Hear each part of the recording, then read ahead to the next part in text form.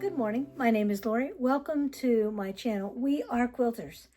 It is Blabfest Friday, my favorite day of the week, because I can just run on and rattle on, and I try to keep it short. I try, but sometimes it doesn't work out that way. Let's get started with 8 little quilting topics, some interesting thoughts for you today.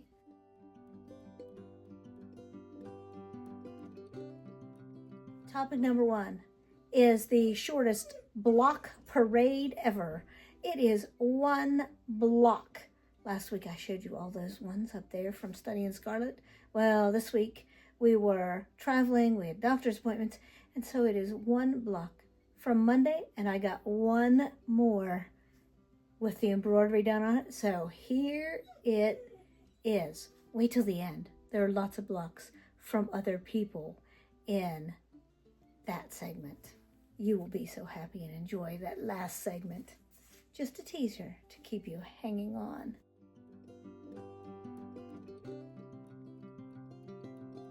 Topic number 2, found a friend this morning as I was scrolling through YouTube, because I start off every day that I can drinking my cup of coffee and watching 1 or 2 or 3 or 4 quilt shows, sometimes retirement videos. Today I found Tracy Mooney, and she was talking about UFOs and getting them done. She looks like she just started her YouTube channel, so here is some information about her channel.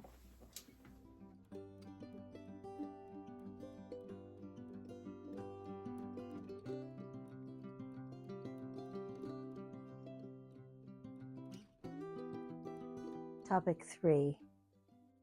Cheryl and I, the neighbor, went to our Quilt Guild meeting this morning, and our Quilt Guild does community work as part of the guild, and the guild supports an outreach program called Rayola that's here in Michigan. It operates for the good of foster children in 17 counties here in Michigan. It services over 400 children a year with a package to help them adjust. And in each package is a quilt. They do things for holidays. So let me pop up some information for Rayola, because the season is what's always. The season never stops when you can help other people that are in need. And Rayola services children from birth clear up till the age of 18 when they are dismissed from the foster care program. So if you are interested in Rayola, or if try locally, every place in our country and world needs some support. So if Rayola is not for you, try something closer to home. If you have the time, I am sure that people would love to work with you and have your donations. And if you have other organizations that you work with, let me know. I love to share with other people, with organizations that you send me, like the Address for a Girl that I featured a couple weeks ago. I will gladly share those charities with you so that we all know and all have someone that we can adopt and help out. So here is some information. Hey, Honey's here to help out with the show. Here's some information about Rayola and how it got started. There are also free patterns for things on their websites that you could use for other things like gifts.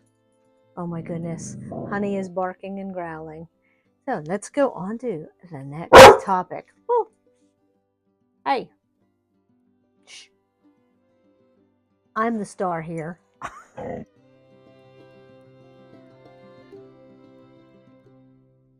Topic number 4, out of sight, out of mind.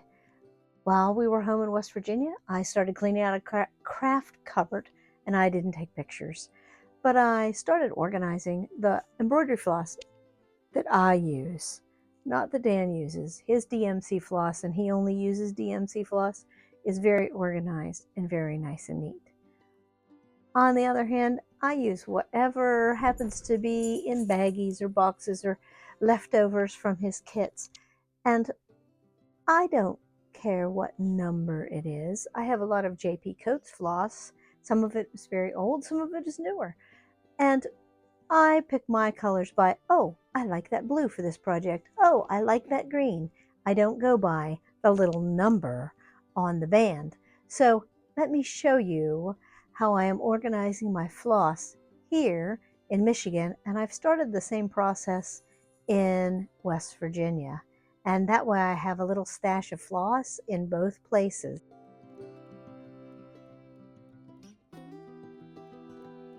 Topic number 5.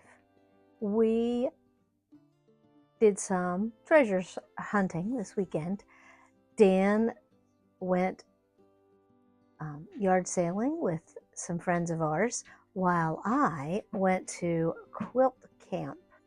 So quilt camp had a yard sale table that, of course, you know, had fabric. I'm so proud of myself. I didn't pick up any extra magazines because I have quite a collection of those.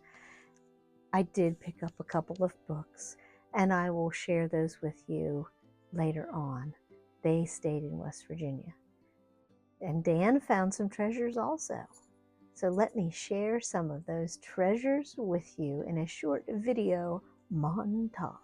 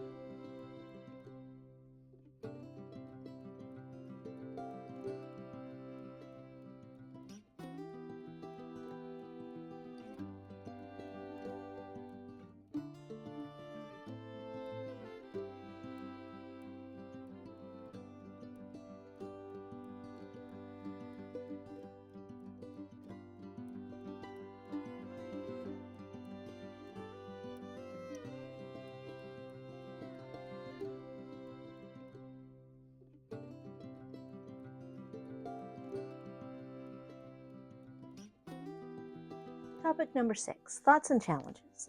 This goes back to number 2, found that new friend.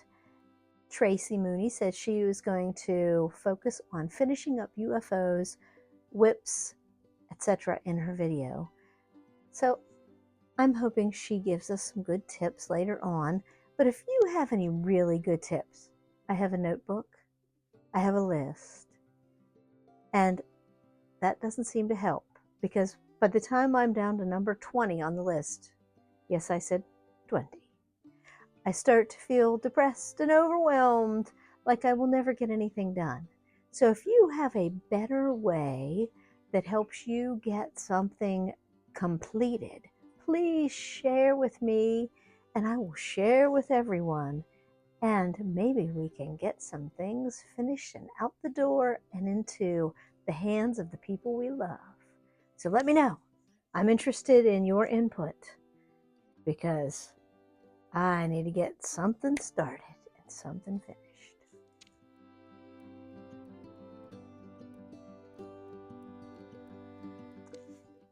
Today's Literary Corner is all about this book that I paid 50 cents for at St. Vincent's, my favorite thrift store.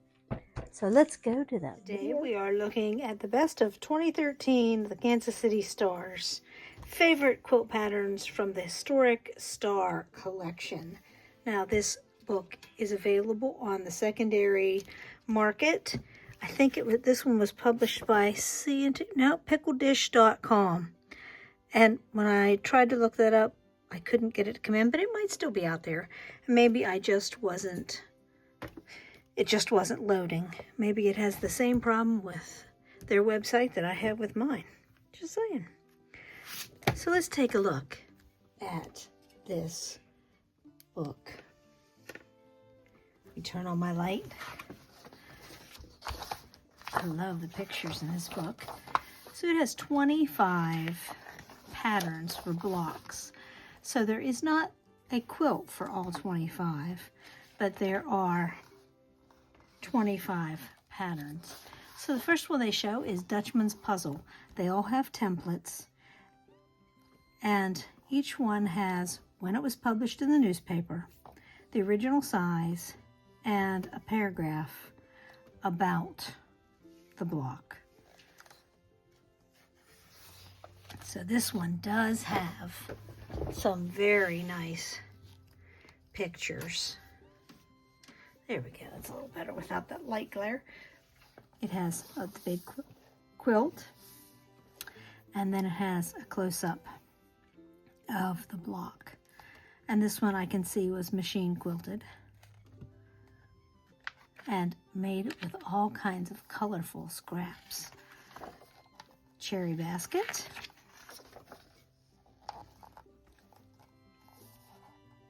All scrappy. And I believe it has an applique handle.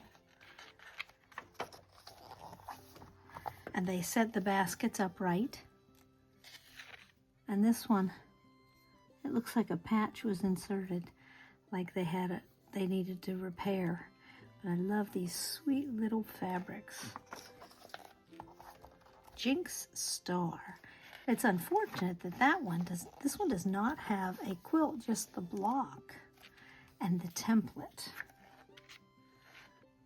And so these are appliqued on, it looks like, because you're using, it uses a big square, and then you applique these on. And a patriotic star set on point. Old English wedding ring. And there's only that one picture and a black and white picture. Indian Trail, a quilt from 1931. Lots of small half-square triangles. Buckeye Beauty for those of you who live in Ohio.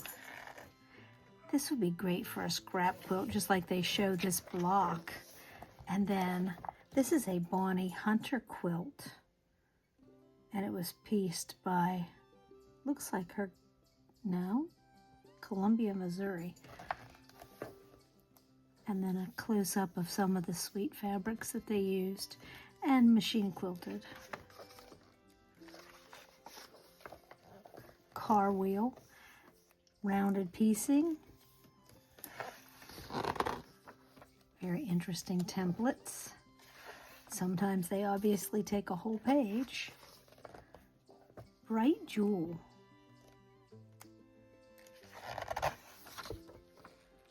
Double T. And I see flying geese. I see the flying geese here when I look at this pattern. So it would be very easy to convert these into rotary cut patterns. Cat's Cradle. Goose in the Pond, originally 15 inches. And there is one close-up of the pattern. You notice they cut off the edge points. And then there is the first quilt that they show. Looks like a child-sized quilt with only 6 blocks and setting squares and sashings. And then another example of the, I think it came from this, and it looks like it was maybe machine quilted. And then another example of a red and white Goose in the Pond quilt. Doesn't give a size for that one. Bachelor's Puzzle, right next to Old Maid's Puzzle. Jack in the Box is just a block. That is a very nice spinning quilt block. Silent Star. I've never heard it called that before. Martha Washington, first published in 1936 with a spinner in the middle and a variable star on the outside. Very cute.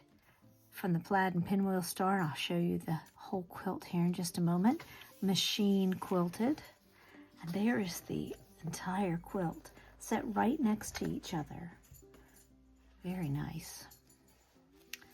And then there, this picture and this picture show the quilting more, the swirling quilting. Gretchen. That looks so much like a 100 star to me, but it's not exactly a 100 star. Arkansas star. This one has some very interesting templates.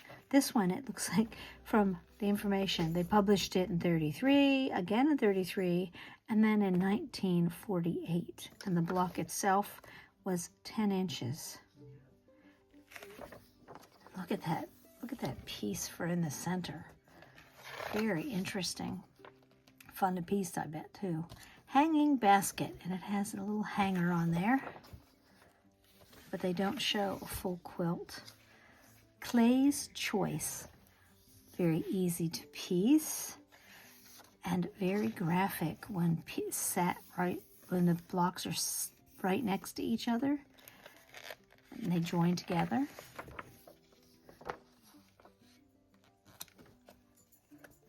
Jacob's Ladder. Now, I did this block as part of the car quilt series and making scrap blocks.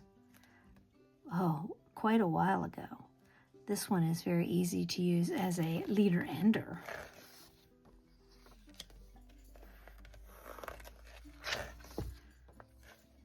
Flower pot. I've also heard this block called Cake Stand. And we will revisit this on another day, probably next month when we do a basket book. Oh, it has a different colored piece there in the center, right there. A different piece of fabric.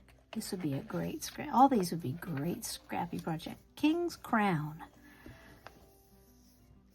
If you'd made 4 at a time flying geese, and then a center that matched the sky and 4 corners, and it would be all matchy-matchy. Farmer's Daughter. I know I did my colorway a little different, but these are all blocks that we've seen other places. And then the last is a project. They did a Farmer's Daughter.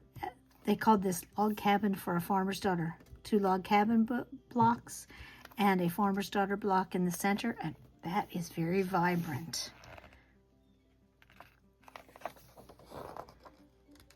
And there is a close-up of some of the fabrics. Never a dull moment there. My grandmother would have loved the polka dots. So, available on the secondary market. Not available that I could see right from the Pickle Dish Publishing Company. It says the Quilters homepage. But, never know. And there were lots of other books by this same publisher available on the secondary market. I hope you've enjoyed looking at all these block patterns and watching this little segment. See ya.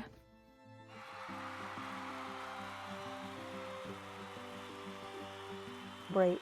My favorite topic. Yay! And today I have viewer contributions from Study and Scarlet. Diana sent her beautiful wedding bouquet block. I love her purples and blues. And being the goddess of extra, she sent these scrap blocks that she made from the cutaway pieces and this fantastic quilt. I love the secondary pattern in this quilt. What a beautiful blue and white piece. Next up, we have Anne's Wedding March block. I love the cameo purple fabric that goes left and right, and she fussy cut those little corners. How beautiful. And then we have from Anne a placemat set made from Wisconsin state fabric. And she also made a tablecloth and cloth napkins to go with it as a gift. Next up, we have Marion's modified Cupid's arrow block. I love how she used Scrappy around the circle. And another beautiful block by Marion, the Wishing Star block, hot off the presses. She used muslin to foundation piece that center. Marion always has such bright and beautiful blocks. Speaking of bright and beautiful, she sent pictures of her latest charity quilt that goes to her guild's charity work, and a close-up of the center, one of the center blocks. I love that chicken, Marion. You crack me up. And next up, we have a quilt from my wonderful neighbor, Cheryl. It is a lovely purple and green quilt. It is so cute, sweet. I love her fabric choices. And some things from Quilt Camp that I snapped a quick picture of. I mentioned going to Quilt Camp at 4-H camp. Honey gave a pumpkin making demonstration using old sweaters. Aren't these adorable? And they were so easy to make. Here is Renee with her granddaughter there on the right. And next up is a pillow made by her granddaughter. Renee's granddaughter, Lily, made this cute, vibrant pillow. This quilt has a cotton background, and the birds and flowers are all made from wool and appliqued on and then embellished with beads and embroidery stitches. It is absolutely beautiful. She had one more side on the binding to go. Honey made this little, I'm going to call it a vignette, of crocheted doll clothes that were donated, something to put in a assisted living home for decoration. My friend Barb has been working on this travel quilt, hopefully to go in a camper on some big trips. And last, I have a quilt made by Vondra. It is to honor her daughter who passed away. It will be a gift for her son-in-law, made from the shirts and clothing that her daughter wore. I hope you have enjoyed this little Blabfest for today. On Monday, we are back to Upskill Monday. And then on Wednesday, more study in Scarlet. I hope that you are all checking the pattern pages. Go to where you make comments on anything, any device but a TV, and click on the word more. And for those study in Scarlet patterns, if you click on the word more, it will pop up with a bunch more stuff, and it will be labeled PDF pattern. And you click on that big long link, and it will pop to a printable page or a savable page. Can't do that on a TV. Sorry. I'm having trouble with that blog. It's the bane of my existence. I hope you enjoyed today's show, though. Have a great weekend, and we will see you next week. See you later. Don't forget to like and subscribe. Thank you.